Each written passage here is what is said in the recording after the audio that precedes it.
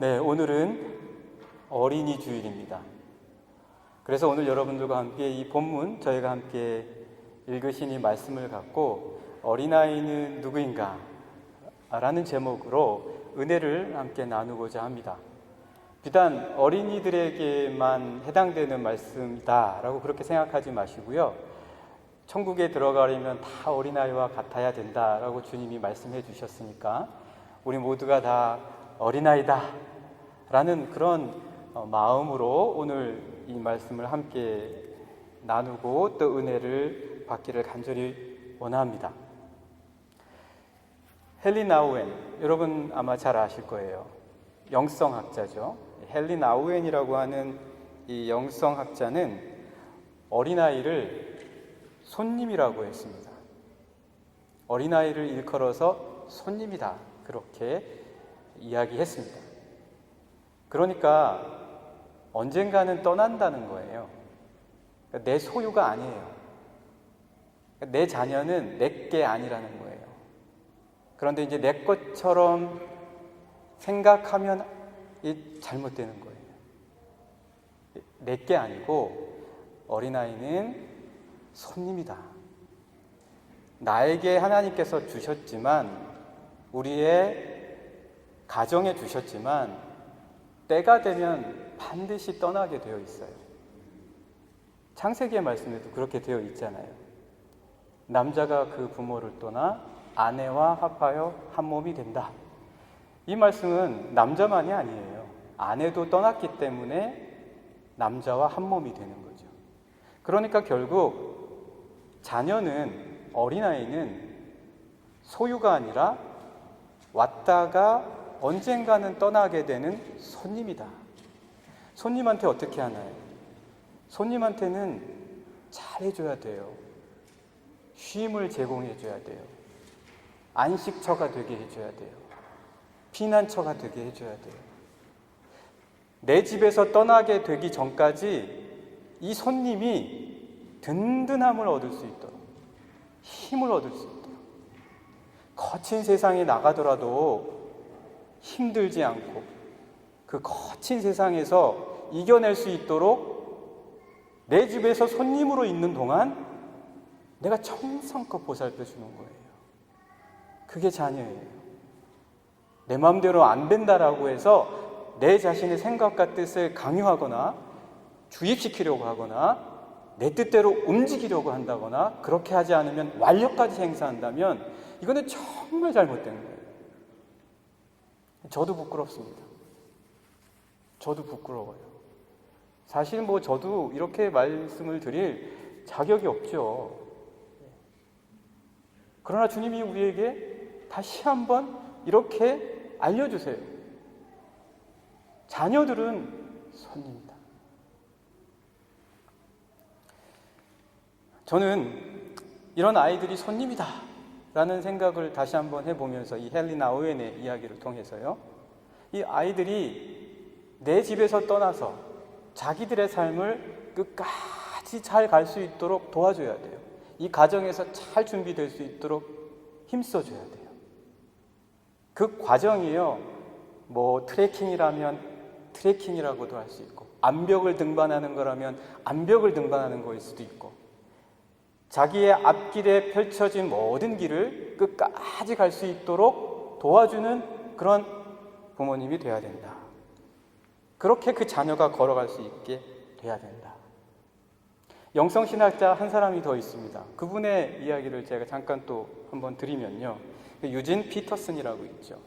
이 유진 피터슨은 자신이 때때로 머물던 그런 안식처, 휴가 때가 되면 가서 머물던 그런 캐나다 서부에 스타워머스 치프라는 그런 장소가 있는데 거기에 암벽이 600m에 이른다고 합니다. 암벽이 600m래요. 그래서 그 암벽에 각처에서 암벽 등반을 하기 위해서 온대요.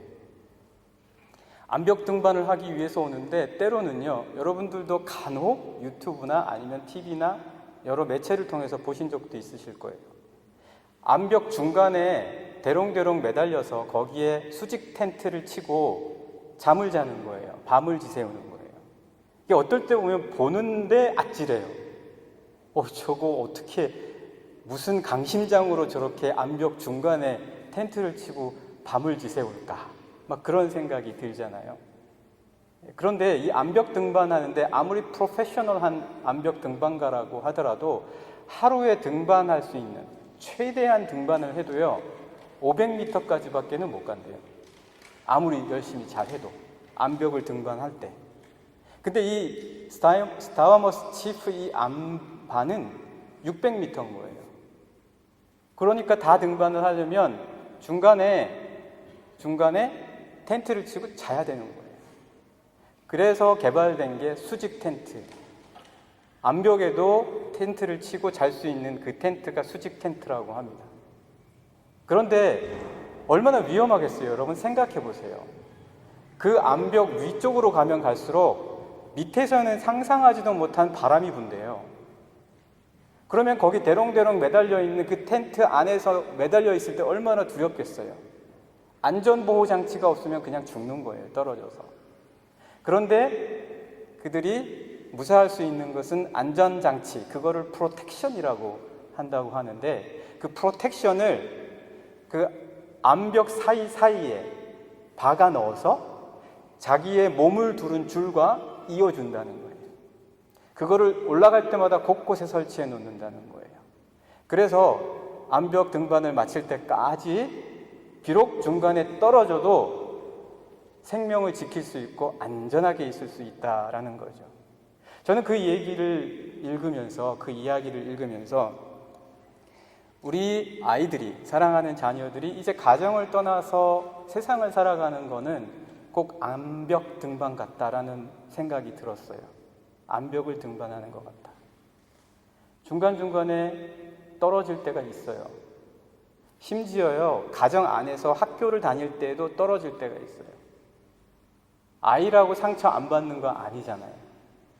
아이들도 상처받아요. 학교를 다니면서 학교 안에서도 이 아이들이 맘상할 때가 있어요. 대학 때는 활기차고 에너지가 막 솟아나니까 상처 안 받나요? 대학 때도 그럴 때가 있어요. 이 중간중간에 뚝뚝 떨어질 때가 있단 말이죠. 그럴 때 프로텍션이 필요하다는 거예요. 이 가정에서 프로텍션이 돼줘야 되는데 오히려 이 프로텍션을 빼면 안 되죠. 가정에 오면 그렇게 힘든 세상에서의 삶에서 이리 부딪히고 저리 채이더라도 포근함과 나를 그래도 생각해주고 나를 감싸주는 것이 있다라고 하는 그런 안식처가 가정이 되어야 된다. 가정은 프로텍션이에요. 지켜주는 것이에요. 이 프로텍션은 안방과 나를 이어주는 거잖아요. 안반, 그리고 나를 이어주는 거예요. 오늘 본문의 말씀 잠깐 보시면은요, 15절 말씀 잠깐 보시겠습니다. 15절 말씀 보시면 사람들이 예수께서 만져주심을 바라고 자기 어린아이를 데리고 오매 제자들이 보고 꾸짖거늘. 이게 15절 말씀이에요. 예수님이 병자들을 고치고 그리고 예수님이 여러 기적을 베푸시니까 부모들 마음이 어떻겠어요? 부모들 마음이 사랑하는 내 자녀도 좀 만져주시면 좋겠다 라는 마음이 들지 않았겠어요? 여기 15절에 사람들이라고 할 때 사람은 누구겠어요? 사람은 부모들이죠. 부모들이에요. 그 부모님들이 예수께서 만져주심을 바라고 자기의 어린아이들을 데리고 오는 거예요. 그런데 어떤 일이 벌어져요? 제자들이 꾸짖는 거예요. 제자들이 야단치는 거예요. 왜 어린아이들을 쓸데없이 데리고 오냐라는 거예요. 이런 꾸짖음에 우리가 부딪힐 수 있어요. 이 어린아이들에게요. 그런데 이 어린아이들에게 이 부모님들이 생각한 예수께서 만져주심을 바란다. 만져주신다라는 것은 헬라어로 합토예요. 합토. 이 합토는요, 이어주는 거예요. 이어주는 거예요. 제가 스타워머스 치프의 프로텍션 말씀드렸죠. 이어주는, 암벽과 내 몸의 줄로 이어주는 거예요. 제가 어린 시절에 저희 부모님이 서점을 하셨거든요. 기독교 서점을 하셨어요. 그러면 이 방학 때가 되면 각 교회마다 여름 성경 학교라고 해서 여러 책들을 대량으로 주문을 해 가세요. 그러면 박스가 엄청나요. 저희 부모님이 다 못하시니까 저를 꼭 부르시죠. 그럼 제가 가면 그 박스를 열심히 싸요. 그러고 나서 줄을 매서 이어요. 근데 제가 매는 줄은 영락없이 끊어지고 떨어져요. 근데 저희 아버지가 딱 매면 이게 안 끊어지는 거예요. 이 줄이 딱 이어서 맨 줄이. 가정에서 우리 아이들이 내 가정 속에서 머무는 동안 내 삶을 하나님께 이을 줄 아는 내 영혼의 이 깊이를 주의 말씀과 이을 줄 알도록 기도해야 돼요. 이게 끊어지지 않도록. 중간중간에 뚝뚝 떨어질 때가 있단 말이에요. 이 아이들이 세상 속에서 살다가 어른도 힘든데 아이들의 삶은 얼마나 더 힘들겠어요? 하나님과 내가 맺었던 그 끈이 뚝뚝 떨어진단 말이에요. 그런 모습들을 제가 보기에는 부모님이 느끼실 수 있어요. 영적으로 민감하신 부모님들은 느낄 거예요. 야단치지 말고 그 끈을 묶을 수 있도록 도와주시는 거예요. 여기 사람들이 예수께서 만져주심을 바라보고, 이 만져주신다는 것은 영어 성서엔 터치라고 되어 있어요. 이건 그냥 터치가 아니에요. 힐링, 고쳐주는 터치예요. 예수님과 묶이도록 우리 부모님들이 이 가정에서 이어줄 수 있는 우리 자녀들이 자신의 영혼과 하나님을 이을 수 있도록 도와주는 것. 그러려면 가정에서 하나님을 자꾸 경험해야 돼요. 하나님을 경험해야 돼요. 자, 여러분, 그래서 오늘 제가 이 첫 번째 이 본문을 통해서 여러분들과 어린아이는 누구냐? 어린아이는 손님이다 라고 말씀드렸어요. 어린아이는 손님이다.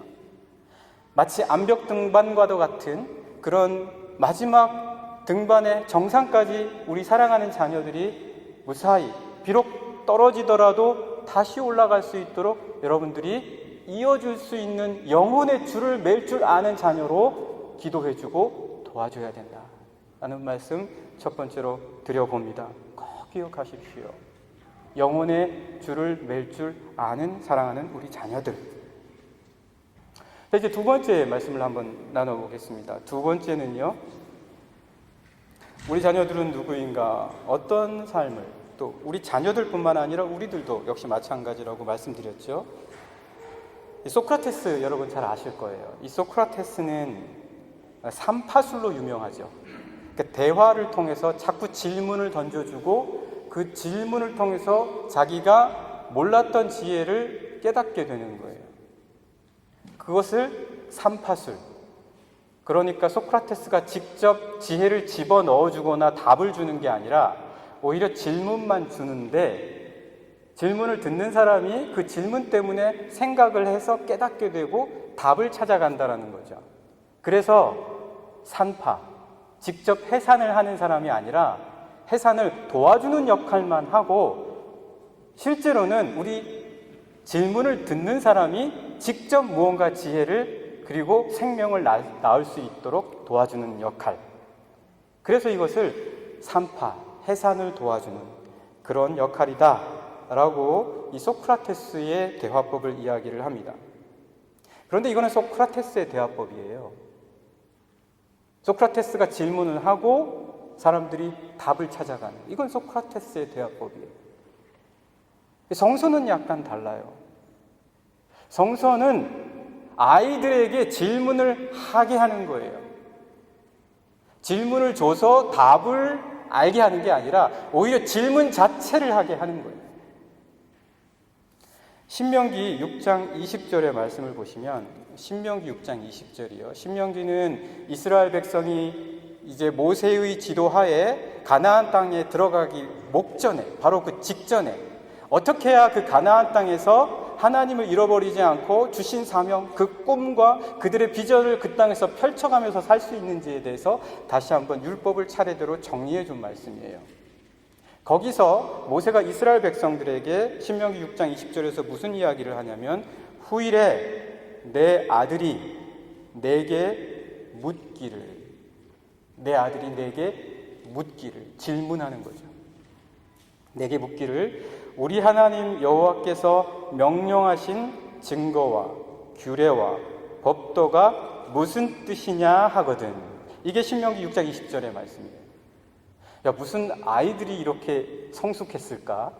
하나님의 율례와 법도와 규례를 질문을 다 하네? 이렇게 생각할지 모르지만 부모의 역할이라는 거예요. 그게 부모의 역할이라는 거예요. 질문하게끔 하는 거예요. 제가 처음에 독일에 왔을 때요, 독일에 오니까 이게 아우토반이 너무 신기해요. 저보다 연배가 높으신 분들은 뭐 더 그러셨겠죠. 한국하고의 차이가 어마어마하게 났었으니까. 저도 처음으로 독일에 왔을 때가 90년대인데 그 90년대에 오니까 정말 여기 독일이 좋았어요. 지금은 우리나라가 참 많이 발전을 했죠. 들어가서 궁금했던 것 중에 하나는 그 아우토반에서 항상 보면 그 우측의 표지판 중에 막대기가 파란색 표지판에 흰 줄이 3개 있다가 2개 있다가 하나로 줄어드는 거예요. 지금 생각하면 너무 간단해요. 곧 아우스파르트가 가까워진다는 거 아니에요. 아우스파르트가 가까워지니까 준비하라는 거잖아요. 3개, 2개, 1개. 그런데 처음 왔을 때는 제가 몰랐어요. 그래서 질문이 생겨요. 저게 뭘까? 그런데 제가 그걸 못 봤으면 제 마음에 그런 질문이 생겼겠어요? 못 봤으면 질문이 안 생기죠. 그런데 여기에 신명기 6장 20절에 이 아들이 질문하는 이유는 그걸 본 거예요. 부모님이 하는 모습을 본 거예요. 그러니까 물어보는 거예요. 저 부모님이 왜 저렇게 하시지? 저게 무슨 의미가 있는 거지? 뭐 때문에 하는 거지? 자연스럽게 질문하게 만드는 거예요. 부모님이 보여준 건 뭐예요? 하나님께서 명령하신 증거와 규례와 법도, 그거를 부모님들이 삶 속에서 보여주니까 그 아이는 자연스럽게 그것에 대한 궁금증이 생기고 그것에 대해서 물어보게 된다는 거죠. 사랑하는 영락의 성도 여러분, 질문은 성장점과 같아요. 질문은 성장점과 같아요. 질문할수록 성장합니다. 질문하게 해줘야 돼요. 질문할수록 깨어나요. 질문할수록 열려집니다. 답을 주는 것은 편할 수 있어요. 내가 물어보는 것조차도 편할지도 몰라요. 그러나 질문은 더 어려워요. 그러나 그 질문을 유도하게끔, 질문하게끔 해준다면 그건 정말 더할 나위 없이 부모님의 가장 중요한 역할을 하고 있는 것이다. 신명기의 말씀에서 모세가 너희 자녀들로 하여금 묻게 하라는 바로 그 이야기를 주고 계신 셈입니다. 그러나 신명기는 무엇을 물으라고 하게 하십니까? 하나님에 대해 질문하게 하라는 거예요. 하나님에 대해 질문하게 하라는 거예요. 사실요, 인생에 가장 고민되고 그리고 근본적인 질문은요, 수학 답과 공식과 같은 게 아니에요. 나는 왜 여기에 태어났지? 왜 나는 우리 부모님들 가운데 태어났을까? 왜 내 가정은 이럴까? 왜 나는 한국 사람이지? 이게 근본적인 질문인 거예요. 이 근본적인 질문은 수학의 문제에서 나오는 게 아니에요. 자연의 생물에서 나오는 게 아니에요. 이 근본적인 질문에 대한 대답은 가장 근본에까지 이르를 수 있는 자가 가장 우리 모든 것의 기본적인 것, 그 기본의 뼈대에 이를 수 있는 자가 찾을 수 있는 거예요. 그거를 물어보게끔 해줘야 된다는 거예요. 인생에서의 실패도, 인생에서의 고난에 대한 질문도 사실은 학교에서의 배우는 것보다는 이 근본적인 질문과 관련이 있어요. 우리가 일반적으로 지혜를 얻기 위해서 이 바깥 세상의 모든 것을 알기 위해서는 토론을 하고 생각을 하고 그리고 뭔가 관찰을 해야 된다라고 생각하죠. 이 중요한 거예요. 토론, 생각, 관찰. 굉장히 중요해요. 그러나 여러분, 이 인간의 영혼의 이 구조 속에는 토론, 생각, 관찰보다 더 깊이 들어가 있는 게 있어요. 이 바깥 세상에서 벌어지는 것을 더 깊이 있게 알 수 있는 더 깊은 곳에 있는 것은 기도예요. 묵상이에요. 예배예요. 토론과 관찰과 생각으로 다 깨달아질 수 없는 가장 기본적인 것은 예배와 기도와 묵상을 통해서 알 수 있다는 것을 우리는 너무 간과해요. 우리 아이들에게 그걸 가르쳐 줘야 된다는 거예요. 가장 기본적인 것에 대한 답을 찾아갈 수 있도록 우리가 알려줘야 된다는 거예요. 그 답을 찾아가는 질문. 오늘 16절 말씀 보세요. 16절. 예수께서 그 어린아이들을 불러 어떻게 하신다고요? 가까이.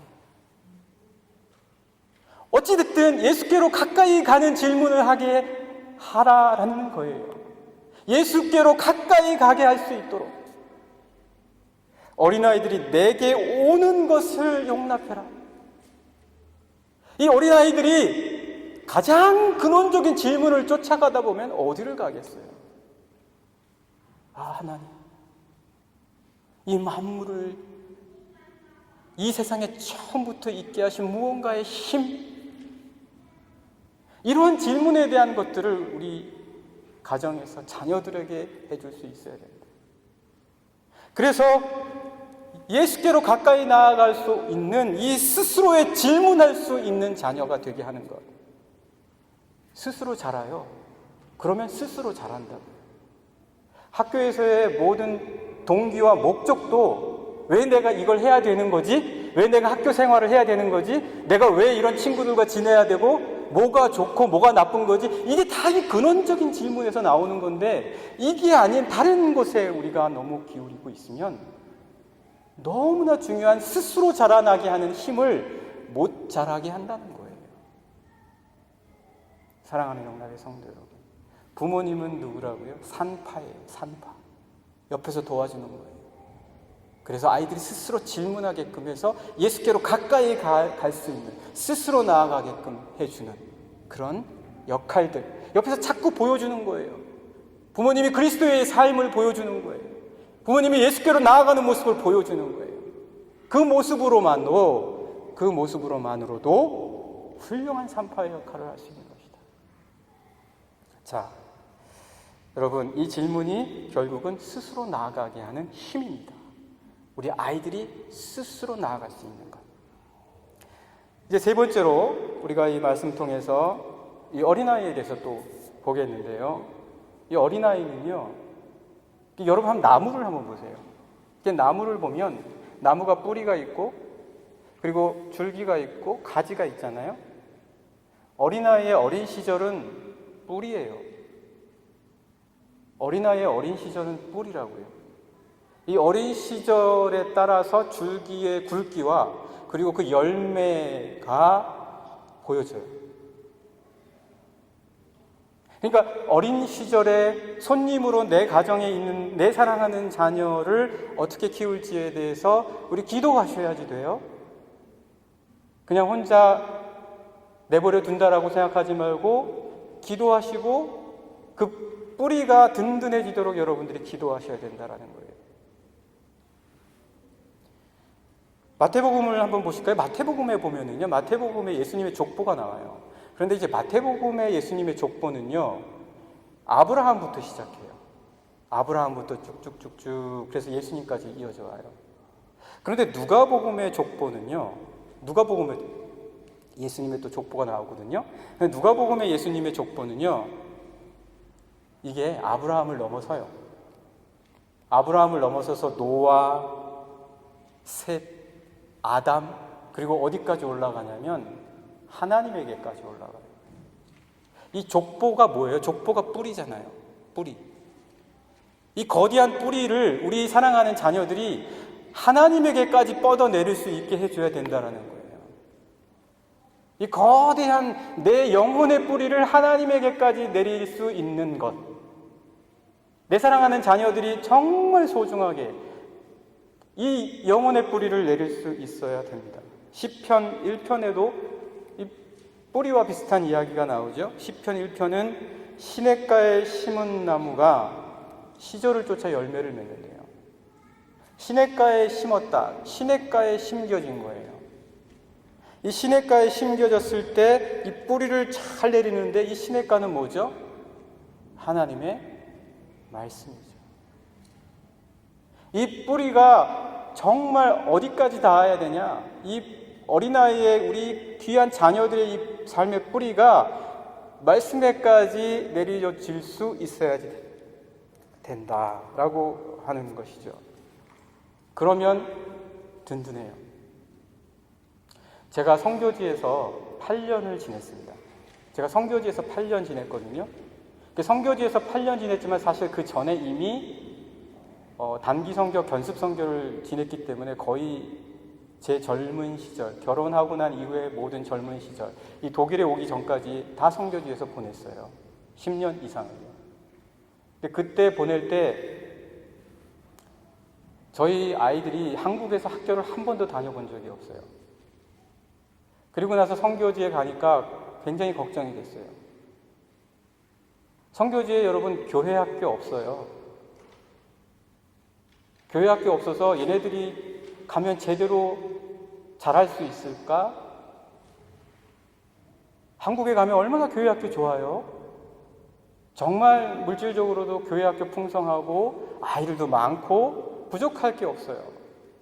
그걸 생각해 보면 야, 여기 선교지에 이거 아무것도 없고 우리 애들밖에 없는데 어떡하나. 그런데 여러분, 자녀들이 뿌리가 든든하면, 하나님의 말씀에까지 뿌리를 내리고 있으면 걱정하지 마세요.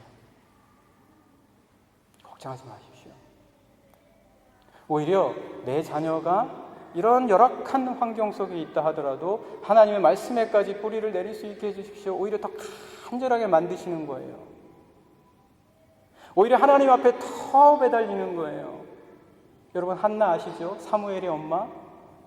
더 간절하게, 아예 그래서 사무엘을 어디다 데려다 놔요? 이렇게 더 간절하게 만들어 주신다. 그래서 제가 물론 10년 이상을 그렇게 지냈지만 하나님께서 지켜주신다라는 걸 너무너무 순간순간마다 체험을 했습니다. 사랑하는 영락의 성도 여러분, 어린 시절은 뿌리와도 같아요. 왜냐하면요, 이 뿌리가 다 흡수하는 거예요. 뿌리가 다 흡수하는 거예요. 언어적인 능력. 어른들, 저요, 지금 독일에 온 이후로 15년 이상 넘게 독일어 가지고 씨름하고 있는데 안 돼요. 아이들은요, 받아들이잖아요. 뿌리와도 같아요. 받아들여요. 성품은요, 성품도 마찬가지예요. 어린 시절에 모든 성품들이 가장 기본적인 것들이 형성이 돼요. 뿌리와도 같아요. 좋은 것들 말씀으로 양육하려고 하는 부모님들의 노력이 그렇기 때문에 굉장히 소중합니다. 가치관 어린 시절에 받아들여요. 뿌리와도 같아요. 이 뿌리가 어디까지 연결이 되느냐가 그렇기 때문에 굉장히 중요하다는 거예요. 여러분 오늘 누가복음 한번 찾아보세요. 내 자녀들은 어디까지 뿌리가 내려가져 있나? 하나님에까지 과연 내려가져 있는가? 뿌리와 같은 우리 어린아이의 시절들 받아들이기 때문이에요. 말씀 17절 한번 보실까요? 말씀 17절 보시면 같이 한번 읽어볼게요. 내가 진실로 너희에게 이르노니 누구든지 하나님의 나라를 어린아이와 같이, 그 다음에 어떻게 돼 있죠? 받아들이는 거예요. 받아들이는 거예요. 하나님의 나라조차도요, 어린아이와 같을 때에 정말 잘 받아들이는 거예요. 이 뿌리가요, 잘 받아들여요. 이렇게 받아들이지 않는 자는 결탄코 거기 들어가지 못하리라. 이게 17절 말씀이에요. 어린 시절은 뿌리와도 같아요. 내 사랑하는 자녀들과 우리 어린아이들이 이 뿌리를 든든히 내릴 수 있도록 여러분들 그 뿌리를 보셔야 돼요. 내 자녀를 볼 때요, 이게 저 뿌리다라고 해서 뿌리처럼 이렇게 정말 그 정도까지 내 사랑하는 자녀들이 뿌리다 라고 생각하고 기도하시면서 그 자녀들을 위해서 그 뿌리를 위한 마음으로 아이들을 정말 잘 해줘야 된다라는 거지요. 사랑하는 영락의 성도 여러분, 내 자녀들의 뿌리는 지금 어떻습니까? 그 뿌리가 지금 어떻게 내려가고 있는 것 같습니까? 어느 쪽으로 향하는 것 같습니까? 하나님에게로 향하고 있는 거 맞습니까?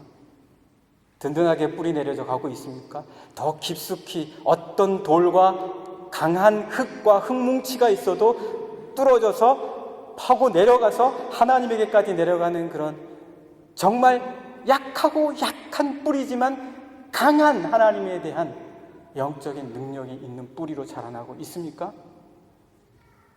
우리 모든 영락의 성도님들에게 이러한 귀한 어린 자녀들에 대한 하나님께서 이 말씀을 통해서 주시는 지혜로 우리 사랑하는 자녀들이 정말 이 거친 세상 마치 암벽과 같은 것을 가다가 밤을 지새워야 되는 그런 위험한 순간에도 능히 넘어서서 그 마지막 정상까지 이룰 수 있는 믿음의 자녀들이 될 수 있도록 여러분들 꼭 기도하는 것을 멈추지 마시고 사랑하는 자녀들을 위해서 이 말씀의 본을 보이시는 우리 영락의 모든 성도님들 되시기를 간절히 축복합니다.